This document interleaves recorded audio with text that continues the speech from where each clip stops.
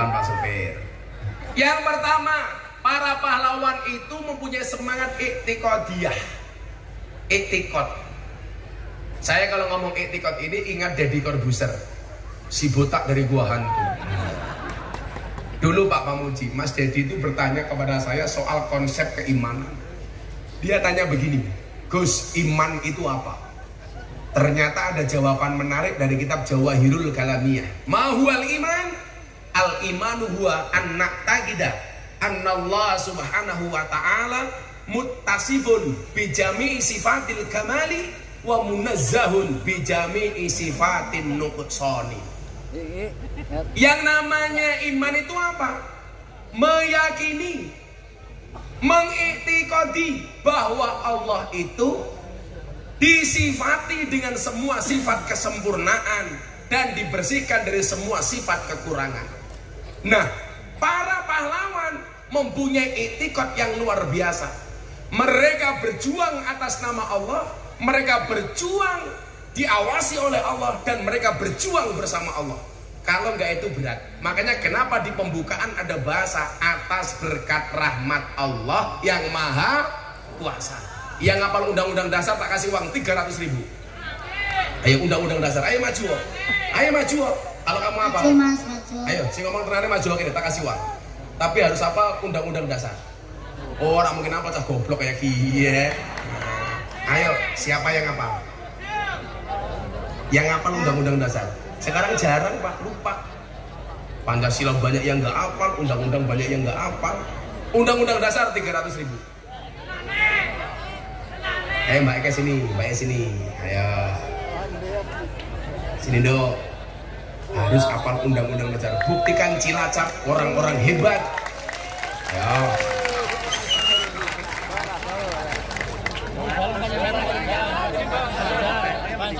Dikasih jalan, dikasih jalan. Ini dong.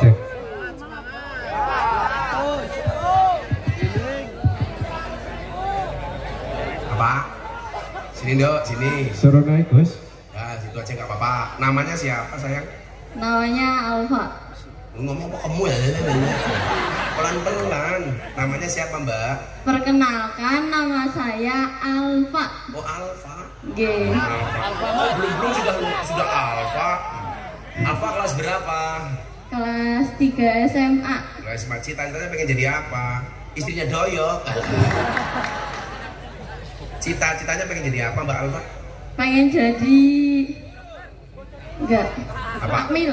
Akmil. Akmil, Akademi Militer. Kamu pengen jadi tentara? Insya Allah pengen. Ya kemarin tetangga saya daftar angkatan laut, nggak diterima gara-gara nggak bisa berenang. Dia marah. Ya saya protes, kenapa tetangga saya diterima angkatan udara padahal nggak bisa terbang. Cangkemnya. Tapi kalau kamu mau jadi akmil, giginya harus bagus. Santrinya Gus Miftah kemarin ditolak jadi tentara gara-gara giginya jelek. Saya protes, Pak kenapa ditolak giginya jelek Gus? Pak tentara ingat, besok tentara itu tugasnya perang, tembak-tembakan bukan cokot-cokotan. Ayo Alfa. Undang-undang dasar 1945 tak siapin duitnya 300.000. Undang-undang dasar 1945. Pembukaan bahwa sesungguhnya kemerdekaan itu ialah hak segala bangsa, dan oleh sebab itu maka penjajahan di atas dunia harus dihapuskan karena tidak sesuai dengan peri kemanusiaan dan peri keadilan. Dan perjuangan pergerakan kemerdekaan Indonesia telah sampailah kepada saat yang berbahagia dengan semangat sentosa mengantarkan rakyat Indonesia ke depan pintu gerbang kemerdekaan negara Indonesia yang merdeka, bersatu, berdaulat, adil dan makmur atas berkat rahmat Allah yang Maha Kuasa, dan dengan didorongkan oleh keinginan luhur supaya berkehidupan kebangsaan yang bebas, maka rakyat Indonesia menyatakan dengan ini kemerdekaannya.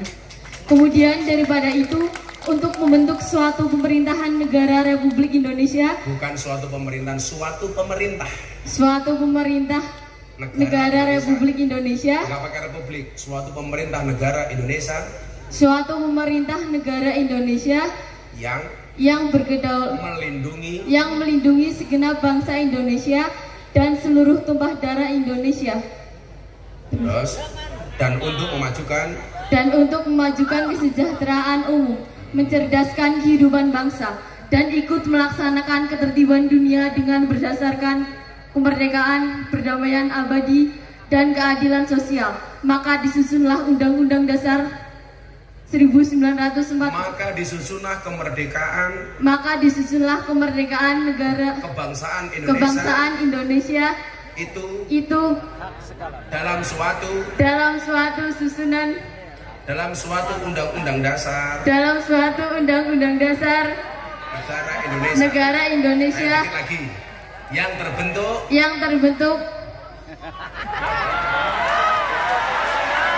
dikit lagi dong, yang terbentuk dalam suatu susunan negara Republik Indonesia yang berkedaulatan, yang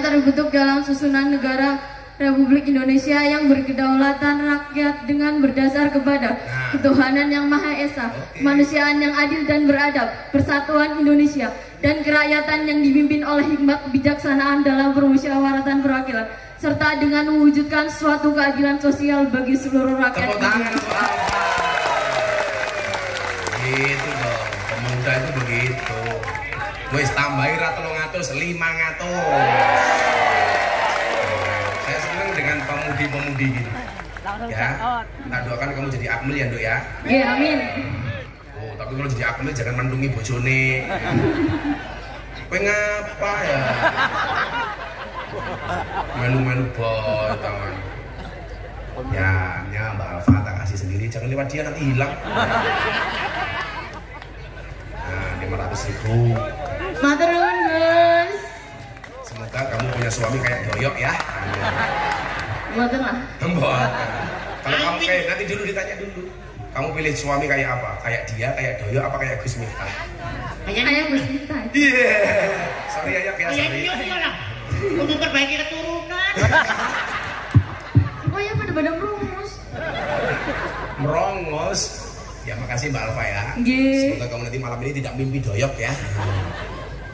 Itu dong, anak-anak muda itu keren gitu loh. Tepuk tangan buat anak-anak Cilacap. Apa kamu sih ya? Sekarang tuh kadang-kadang Pancasila aja nggak hafal. Kemarin saya tanya di Cilacap bagian mana itu sekolah. Kamu tahu nggak siapa nama wakil presiden? Amar Ma'ruf Nyambi Mukhtar lah gitu primen. Mumet dah sinyong.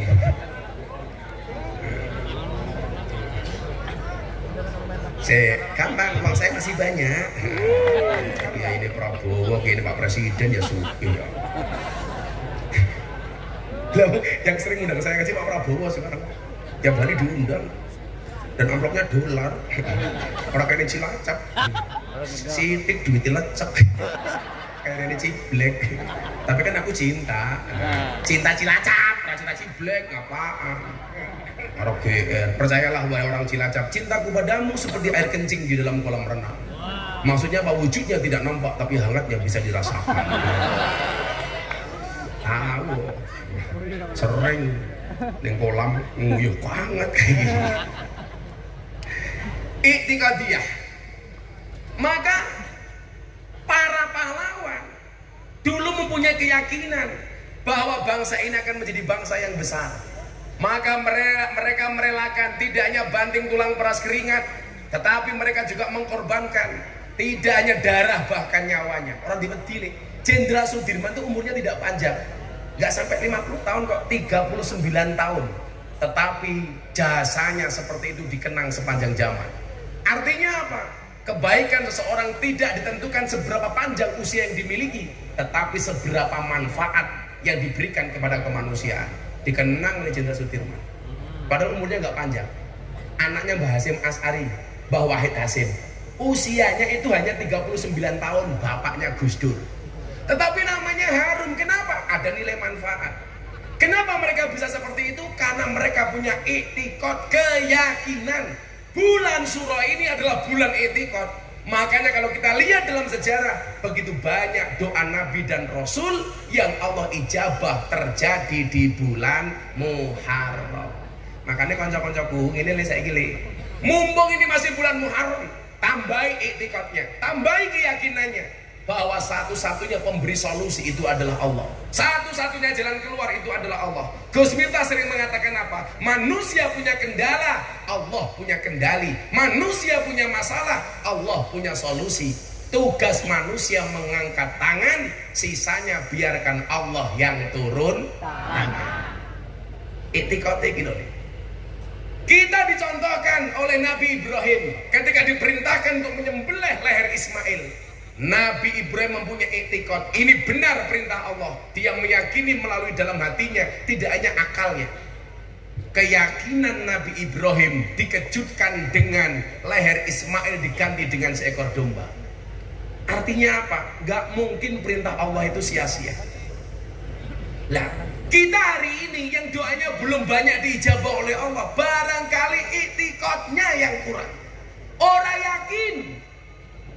Bagaimana ngurus bangsa dengan nasib kita sendiri saja kadang-kadang tidak yakin. Mas, kenapa kamu gak berani menikah? Saya belum punya pekerjaan tetap, Gus. Anda salah.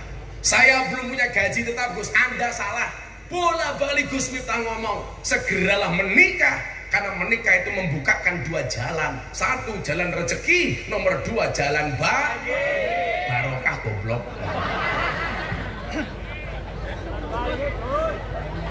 Kalau barokahnya kebuka, jalan bayinya pasti kebuka. Macam buka ciblek, satu. Gajal. Gajal. Etikot itu loh Pak, susah itu. Coba kayak calon-calon pemimpin hari ini, mereka nggak percaya diri. Karena mereka nggak percaya diri, nggak punya etikot. Mau nyalon jadi DPR, nyuap rakyat, ngamplopi rakyat. Makanya jangan kaget, dulu Pak Pamuji di Semarang ada caleg membunuh. Saya tersinggung sebagai rakyat. Kenapa? Suara rakyat 5 tahun hanya dibeli 20.000. Padahal mohon maaf, saya kemarin tembok paling murah sak jam 200.000. Ya apal kan ini oke ini telembok. Apa? Cucuk nak kan mereka tamu reguler. Kamu tahu telembok itu pekerjaannya apa? Jualan kerotok. Apa kayak kerotok makan manuk? Manuk siapa doi? Oh. Telembok yang paling murah sejam 200.000. Suara rakyat 5 tahun hanya dibeli 20.000. Berarti mahal telembok apa mahal suara rakyat? Telembok hidup telembok. Orang yang mau jadi pejabat, jadi DPR nyuap. Kenapa? Karena dia tidak punya etikot yang baik. Makanya nyuap. Pada kita itu sekarang udah nggak laku Pak Pamuji. Kok dalil ar-rasi wal murtasi finar, yang nyuap dan disuap sama-sama di neraka. Wes apa aja Pak? Orang nggak takut. Yang nyogok dan disogok sama-sama di neraka. Nggak takut. Ayo ciblek pilih mana? Nyogok apa disogok? Disogok.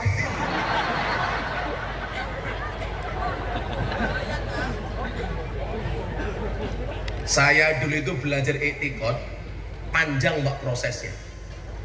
Nih teman-teman ya, anak-anak muda yang mungkin masih galau dengan masa depannya. Tak kasih tahu nak. Saya itu tahun 2009 belum punya motor.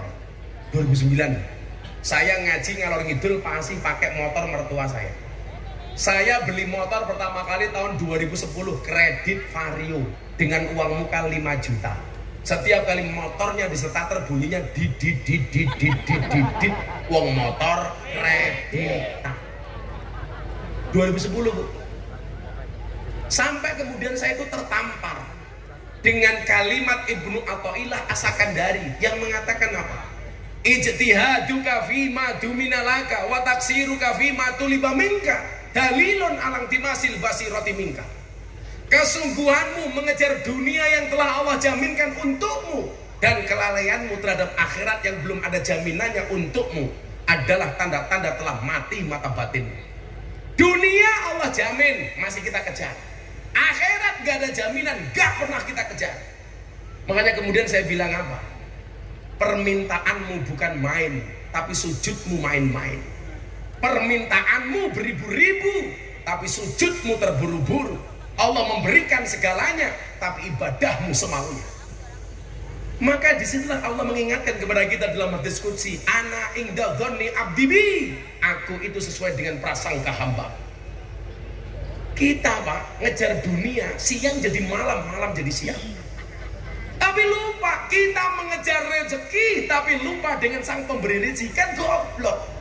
Yang punya kopi katakanlah saya, kamu ngejar kopinya melupakan saya. Kita mengejar rezeki sana kemari, tapi lupa dengan sang pembawa rezeki. Padahal diingatkan asyakku fir rizki asyakku fir rozik. Orang yang meragukan rezekinya berarti meragukan sang pemberi rezeki. Coba dijawab Bapak Ibu. Kita hidup di dunia itu karena kemauan kita atau karena diundang sama Allah? Karena kemauan kita atau diundang oleh Allah? Diundang nih, bukan kemauan kita. Kemauan orang tua Gus. Halah, siapa yang bilang? Sekarang banyak orang menikah beneran di hotel mewah, kamarnya bagus, kelon mateng-mateng.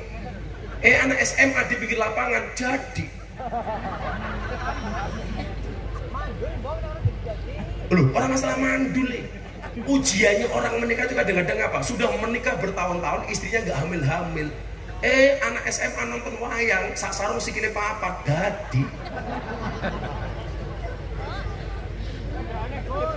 Apa? Loh, doanya meteng. Meteng itu nggak perlu doa, kamu nikah latihan meteng. Orang nikah kok meteng. Kayak dirimu, orang rabi malam Jumat nulis status ning WA. Malam sunah Rasul. Ke urung rabi gawe status malam sunah Rasul ki karo sapa, Cuk? Masa sunah Rasul karo sabun deh. Malah kalau uripe ayem rumangsa aman dununge rasa ondo yen iman sabar narimo najan pas-pasan randuwe bojo iso lamaran goblok.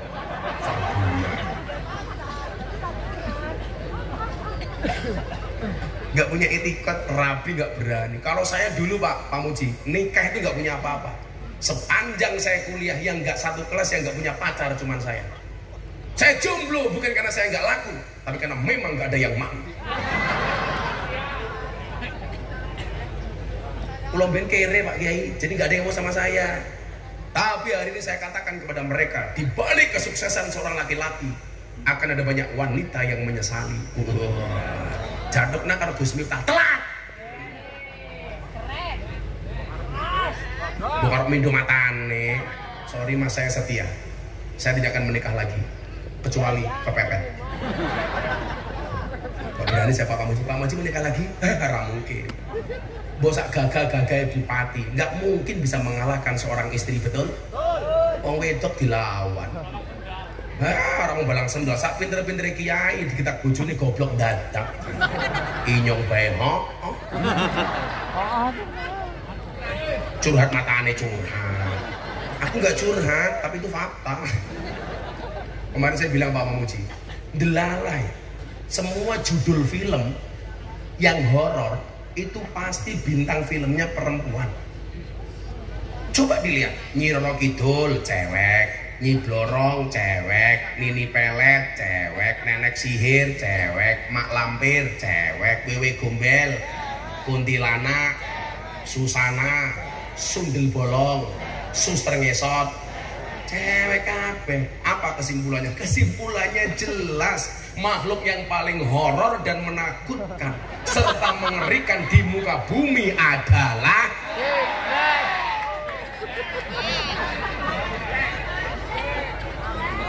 Ciblek. Gak mungkin laki-laki bisa menang Pak. Tapi kalau film yang lucu-lucu itu rata-rata bintang filmnya cowok. Ipin Upin cowok, Tom and Jerry cowok, Dono Kasino Indro cowok, Shinchan, Mr. Bean cowok, Popeye cowok, Scooby-Doo cowok, Unyil cowok, Pak Raden cowok. Doyok cowok. Kesimpulannya apa? Makhluk yang lucu dan menghibur juga selalu menjadi korban adalah Bapak Muji mbiyen dadi bupati tetap kalah karo bojo. Neng kantor yo galak, neng omah iya mama.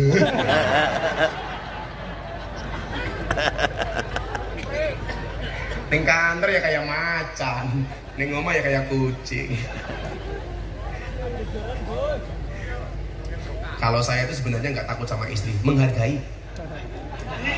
Oh di matane itu benar. Tapi saya punya prinsip, pasangan terbaik bukan yang datang dengan segala kelebihannya, tetapi yang tidak meninggalkan kita dengan segala kekurangannya. Oh. Kenapa saya harus ngomong seperti itu? Karena direkam kamera. Dideleng bojone nyong ya modar ya.